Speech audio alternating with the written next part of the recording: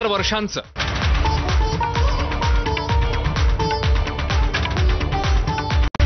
Headlines brought to you by Chitale बंधू।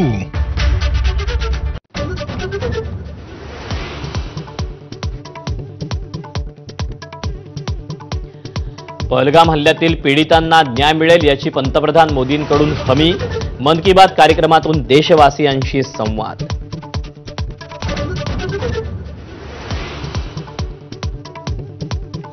अरबी समुद्रात भारतीय नौदलाकडून जोरदार युद्ध सराव। क्षेपणास्त्रभेदी यंत्रणेच्या चाचण्या।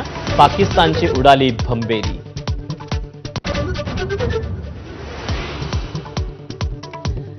भारतानं झेलम नदीत पाणी सोडल्यानं पाकिस्तानात पूर।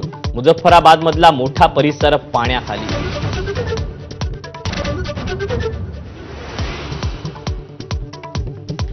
पहलगाम हल्ल्यातल्या आणखी 4 संशयित दहशतवाद्यांची घरं उद्ध्वस्त। कारवाई करण्यात आलेल्या घरांचा आकडा 9 वर।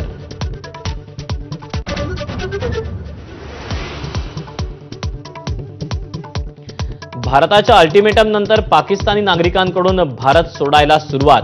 अटारी सीमेवर गर्दी। वैद्यकीय व्हिसा असलेल्यांना 29 एप्रिलपर्यंत सूट।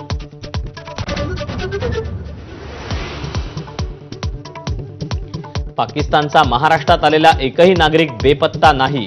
मुख्यमंत्री देवेंद्र फडणवीसांचं स्पष्टीकरण। संध्याकाळपर्यंत सर्व पाकिस्तानी भारताबाहेर जातील। फडणवीसांना विश्वास। देशभक्तीच्या नावाखाली व्हॉट्सअॅप मेसेज व्हायरल करून फसवणूक। देशाचं सैन्य मजबूत करण्यासाठी पैसे पाठवा। Fake message viral.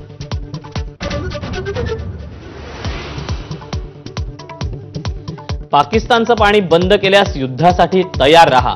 भारतासाठी 130 अण्वस्त्र तयार ठेवली आहेत। पाकिस्तानी रेल्वे मंत्र्यांची दरपोक्ती।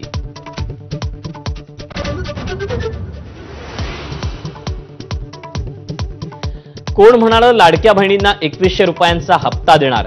अन्न आणि औषध प्रशासन मंत्री नरहरी झिरवळांचं भोवया उंचावणारं वक्तव्य। महायुतीच्याच आश्वासनाचा झिरवळांना विसर।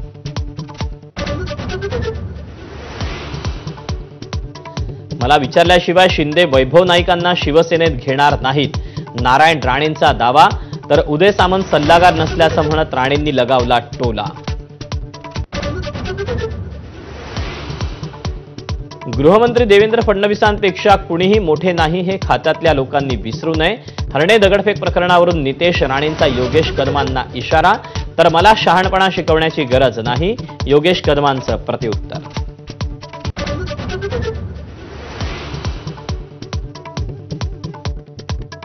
उपमुख्यमंत्री अजित पवारांच्या संगमेश्वर दौऱ्यादरम्यान मधमाशांचा हल्ला। मधमाशांच्या हल्ल्यात पोलीस आणि कर्मचारी जखमी।